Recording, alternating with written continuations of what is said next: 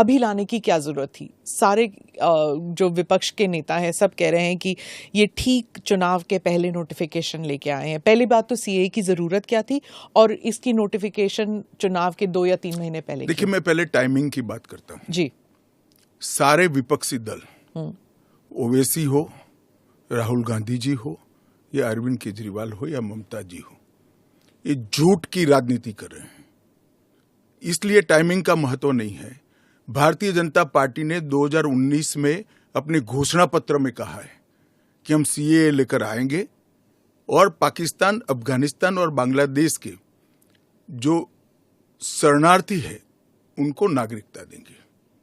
तो भारतीय जनता पार्टी का एजेंडा बहुत स्पष्ट है और वो एजेंडे के आधार पर हमें बहुमत मिला है।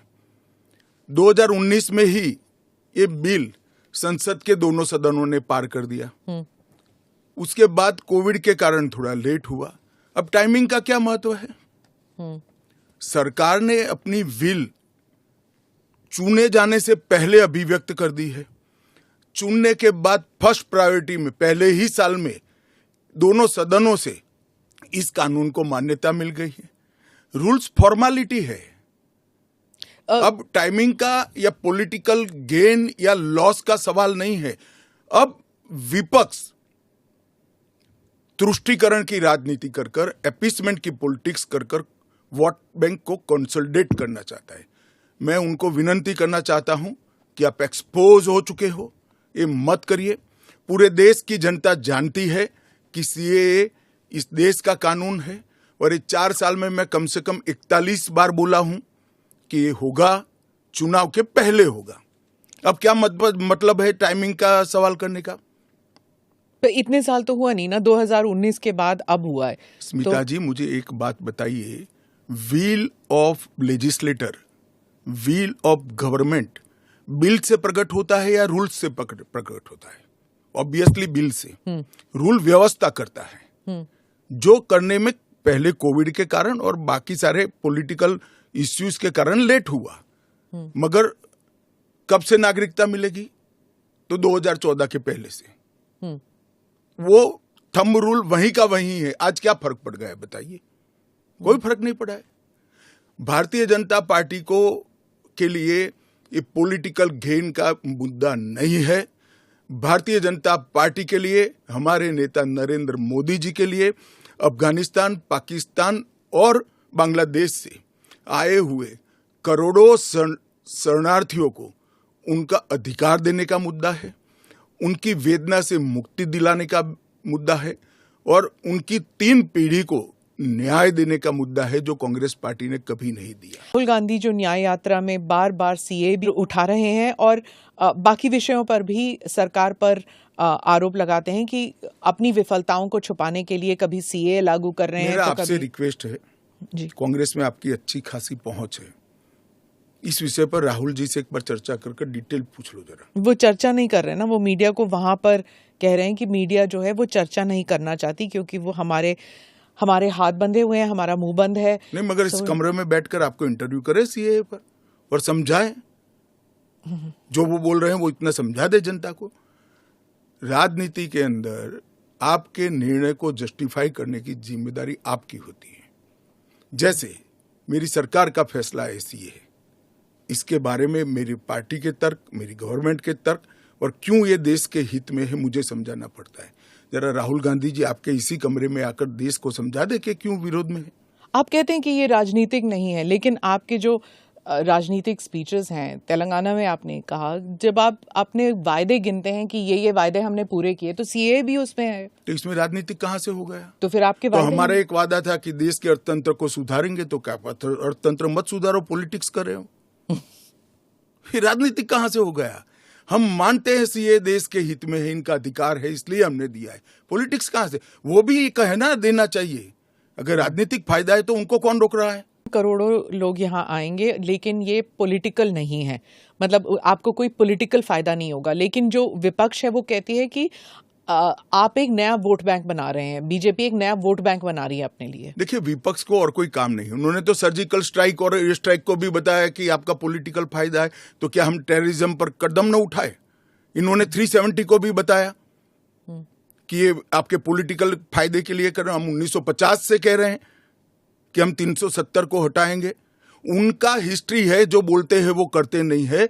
मोदी जी का हिस्ट्री है, जो भारतीय जनता पार्टी ने कहा है, नरेंद्र मोदी ने कहा है, वो पत्थर की लकीर है। मोदी की हर गारंटी पूरी होनी है। आपके आलोचक के जो कमेंट्स हैं उनको पढ़ती हूँ और आप बताइए।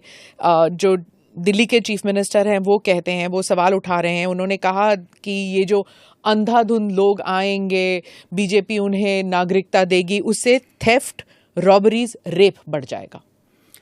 दिल्ली के मुख्यमंत्री अपने भ्रष्टाचार के उजागर होने से अपना आपा खो बैठे हैं। उनको मालूम नहीं है कि ये सारे लोग आ चुके हैं, आज भारत में ही रह रहे हैं।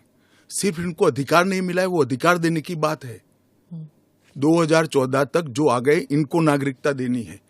और इतनी ही चिंता है तो वो क्यों बांग्लादेशी घुसपैठियों की बात नहीं करते हैं? रोहिंग्यास का विरोध क्यों नहीं करते हैं? क्योंकि वो वोट बैंक की पॉलिटिक्स कर रहे हैं। दिल्ली के चुनाव उनके लिए लोहे के चने चबाने जैसे हैं, इसलिए वोट बैंक की पॉलिटिक्स कर रहे हैं। नौकरी का कहां सवाल है? वो ऑलरेडी यहां है।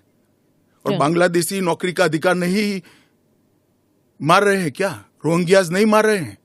इनके लिए तो आप कभी नहीं बोले भाई। सिर्फ जो हिंदू शरणार्थी आए हैं, जो बौद्ध शरणार्थी आए, जो जैन, पारसी और क्रिश्चियन शरणार्थी, इसी का विरोध कर रहे हैं। वो यही कह रहे हैं कि आप अपने नागरिकों को नौकरी नहीं दे पा रहे हैं और इनको आप स्मिता जी वो पार्टीशन के बैकग्राउंड को भूल गई हैं। शायद उनको जो निराश्रित आए थे, जो रेफ्यूजीज आए थे, इनके परिवार के साथ एक चाय पीनी चाहिए। अरबों खरबों रुपए की संपत्ति छोड़कर रेफ्यूजी बनकर यहां आए थे, दिल्ली के बाजार में सब्जियों की दुकान लगाई थी। मोदी जी ने विभाजन की विभीषिका का दिन मनाकर उसको हिस्ट्री का हिस्सा बनाया है। इन लोगों के मन में संवेदना नहीं है, वो समझते नहीं है। वहां धर्म के आधार पर इनके परिवार की महिलाओं का गौरव छीना जाए, अपमानित किया जाए, क्या करेंगे वो? इनकी वेदना हम भी नहीं सुनेंगे। 50 में आ गए, 60 में आ गए, 70 में आ गए, 80 में आ गए, आज भी नागरिकता नहीं है।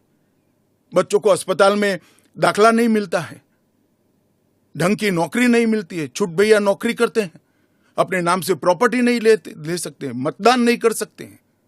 क्यों? क्या गुनाह है उनका? विभाजन का फैसला उन्होंने नहीं किया था, कांग्रेस पार्टी ने किया था। और उस वक्त सबने कहा था कि जो आएंगे उसको हम नागरिकता देंगे। अब अपने वादे से मुकर जाना, मैं मानता हूं कि हमें तो कम से कम मंजूर नहीं है। इनकी संवेदनाओं को भारतीय जनता पार्टी भी महसूस करती है, इस देश के प्रधानमंत्री भी महसूस करते हैं, और हम मानते हैं कि इनकी ये 75 साल की वेदनाओं का अंत कभी न कभी आना चाहिए, और ये चुनाव के पहले आ जाए वो ठीक है। ममता बनर्जी पे आती हूँ। चीफ मिनिस्टर ने कहा है कि बीजेपी जो है ये हिंदू मुसलमान का खेल कर रहे हैं, और उन्होंने ऑडियंस को कहा कि आपकी प्रॉपर्टियां छिन जाएंगी, आपके बच्चों का एजुकेशन खत्म हो जाएगा, आपको डिटेंशन कैंप में भेज दिया जाएगा, और डिटेंशन कैंप ऑलरेडी हैं। तो ये सीए के जरिए 15 से लेके 20 लाख लोगों की सिटीजनशिप छीन ली जाएगी। देखिए, मैं ममता जी को करबद्ध निवेदन आपके इस कार्यक्रम के माध्यम से करना चाहता हूं। पॉलिटिक्स करने के हजारों मंच है। प्लीज बांग्लादेश से आए हुए बंगाली हिंदुओं का हित मत करिए। आप खुद बंगाली हैं। बांग्लादेश से जो बंगाली हिंदू आए हैं, इनको नागरिकता देने के लिए एक कानून है। ममता जी को मैं खुली चुनौती देता हूं, इस कानून की धारा में से किसी की नागरिकता छीनने की एक धारा वो बता दे सार्वजनिक रूप से। वो खौफ पैदा कर रही है, हिंदू और मुसलमानों के बीच में विखवाद कराना चाहती है, अपनी वोट बैंक का कंसोलिडेशन करना चाहती है। ममता जी, इसको मत रोकिए। करने जैसा काम है, घुसपैठ रोकिए। नहीं रोक रही है वो नहीं कर रही, आप हमें कोऑपरेट नहीं कर रही। आसाम में कंप्लीट घुसपैठ रोक गया, क्योंकि वहां भारतीय जनता पार्टी का शासन है। किस तादाद तक घुसपैठ हुआ है और कब से हो रहा है? देखिए, इसके अधिकृत आंकड़े जब तक राज्य सरकार कोऑपरेट न करे ढूंढना बहुत दिक्कत होती है। केरल, तमिलनाडु, पश्चिम बंगाल, इन तीनों राज्यों ने कहा है कि हम यहाँ पर लागू नहीं होने देंगे। क्या उनके पास ये अधिकार है कि वो लागू नहीं करने देंगे? वो भी समझ रहे हैं कि उनको अधिकार नहीं है।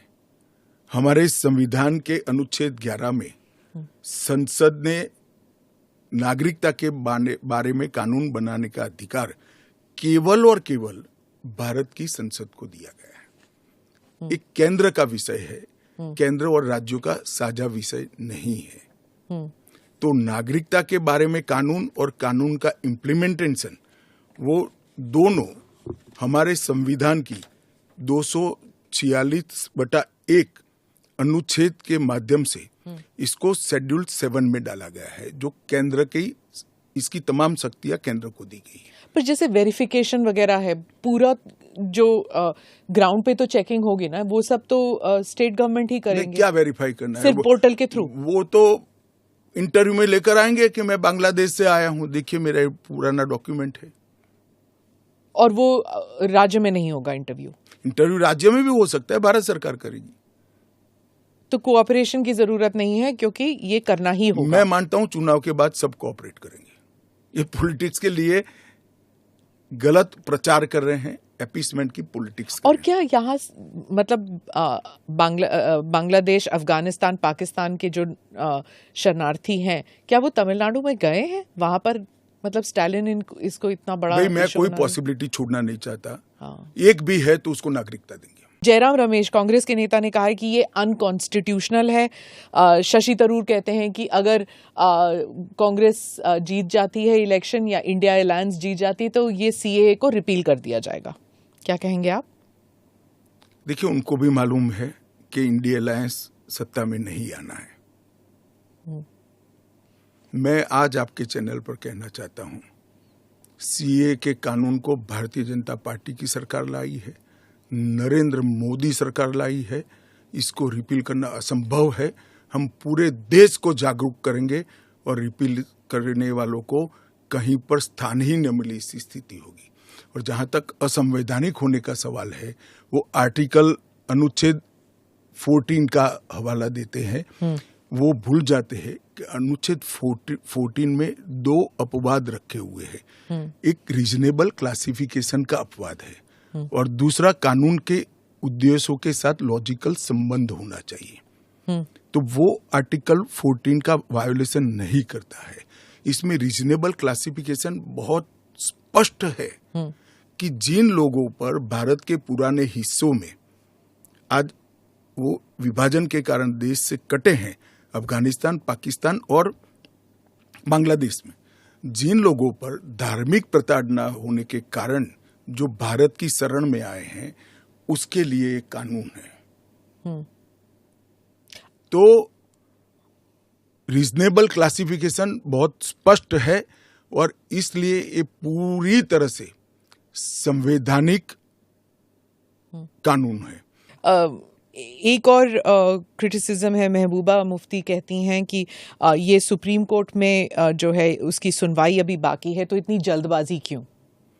देखिए, हर कानून को कोई सुप्रीम कोर्ट में स्टे करेगा तो कानून का इम्प्लीमेंटेशन नहीं होगा। सुप्रीम कोर्ट के सामने न्याय मांगने के लिए जाना और सुप्रीम कोर्ट ने स्टे देना दो अलग बात है। इस कानून पर सुप्रीम कोर्ट का कोई स्टे नहीं है। 4 साल से लोग गए हैं, अभी लंबित है, मगर सुप्रीम कोर्ट ने इसके इम्प्लीमेंटेशन पर कुछ स्टे नहीं दिया है। मैं महबूबा जी को पूछना चाहता हूं, 370 पर 1951 में ही सुप्रीम कोर्ट में अर्जी हो गई थी, फिर क्यों इतने समय तक आप एंजॉय किए भाई? आप बताएंगे देश की जनता को? जब आपके पक्ष की बात होती है तब नैतिकता के पैरामीटर्स बदल जाते हैं। ऐसे नहीं होता है। देश का एक संविधान है, परंपराएं हैं, अदालतों की परिपाटी है, इसके हिसाब से देश चलता है। वो संविधान के बारे में बात करें तो यूबीटी जो ग्रुप है शिवसेना की, वो कहते हैं कि आपकी विफलताओं को छुपाने के लिए मेरा उद्धव जी से रिक्वेस्ट है कि कानून चाहिए या न चाहिए वो स्पष्ट करो पहले। क्या उद्धव जी बोल सकते हैं कि कानून नहीं आना चाहिए? मैं आज उनका आह्वान करता हूं, देश की जनता के सामने, महाराष्ट्र की जनता के सामने स्पष्ट करें कि सीएए नहीं होना चाहिए। हिंदू शरणार्थियों को, बौद्ध शरणार्थियों को, जैन, बौद्ध और क्रिश्चियन शरणार्थियों को नागरिकता नहीं मिलनी चाहिए। एक बार उद्धव जी स्पष्ट करें जरा। आपका इशारा बाल आई ठाकरे वॉश की। आप कर रहे हो, टाइमिंग का सवाल, तत्व का क्यों चर्चा नहीं करते हो? आपका इशारा बाल ठाकरे की तरफ, नहीं, मेरा तो उनकी ओर है। बाल ठाकरे साहब तो अब रहे नहीं, वो स्पष्ट करे। क्योंकि वो पहले बोलते थे जो नहीं, पार्लियामेंट में भी बोले हैं। अब उनको अल्पसंख्यकों के वोट चाहिए। एपीसमेंट की पॉलिटिक्स इसलिए आज उद्धव ठाकरे कर रहे हैं, हम नहीं कर रहे। हमारा डे वन से स्पष्ट स्टैंड है कि भारत के कटे हुए हिस्से से जो शरणार्थी आए हैं, ये 3 देशों से धार्मिक प्रताड़ना के कारण आए हैं। वहां के जो अल्पसंख्यक आए हैं, उनको इस देश को नागरिकता देनी चाहिए। ओवैसी साहब पे आ जाती हूँ, जो आपके हमेशा ही स्पीक्स अगेंस्ट यू, तो उनके बारे में वो खुलकर ही कह रहे हैं कि ये एंटी मुस्लिम है। क्या तर्क है आपका? एंटी मुस्लिम कैसे है? कि आप सिर्फ मुसलमानों को एक उसको आपने क्राइटेरिया बना दिया, ये मैं वो कह रहे हैं। क्राइटेरिया ये बना है कि जिस पर धार्मिक प्रताड़ना होती है इसको देंगे, और अगर वो मुसलमान, और भारत के पुराने हिस्से से मुसलमानों पर इसलिए धार्मिक प्रताड़ना नहीं हो सकती कि तीनों देश घोषित इस्लामी स्टेट है। कौन करेगा धार्मिक प्रताड़ना? कौन करेगा इस्लाम के अनुयायियों के साथ? ये तीनों देश घोषित इस्लामिक स्टेट है, इनके नाम के अंदर है, इनके संविधान में है। पर मैं फिर से वही पूछूंगी कि अगर आप ईसाइयों को दे सकते हैं, अगर आप पारसीज को दे सकते हैं जो इस्लामिक नहीं है, और अगर उन पर हो रहा है, तो फिर आप why can't you give it मुसलमानों को क्यों नहीं? देखिए, ऐसे तो फिर दुनिया भर से देश में जो आए सबको नागरिकता दे। तो अमेरिका तो करता है ना, सबको ले हम भी लेता है। करते हैं, अप्लाई करे वो घुस कर नहीं आ सकते। उनको ऑफिशियल एयरपोर्ट से, ऑफिशियल पोर्ट से, ऑफिशियल लैंड पोर्ट से आने की परमिशन ही नहीं है। इसलिए बेचारे घुस कर आते हैं, शरण में आते हैं। अमित भाई, वो आपका एक वो इंटरव्यू बार बार लूप पे चल रहा है हर जगह कि क्रोनोलॉजी समझिए, सीए के बाद एनआरसी आएगा। देखिए, ऐसा है स्मिता जी, सीए का कानून अभी चर्चा पर है। एक, इसमें एनआरसी का कोई प्रोविजन नहीं है। 2, इसमें किसी की नागरिकता छीनने का कोई प्रोविजन नहीं है। 3, अगर विपक्ष को ये चाहिए कि उनसे चर्चा हो, तो कोई भी कानून करने से पहले और बाद में संसद में चर्चा होती ही है। तो दोनों को मिक्सअप कर आप क्या लेना चाहते हो? अभी सिर्फ सीए चर्चा में है।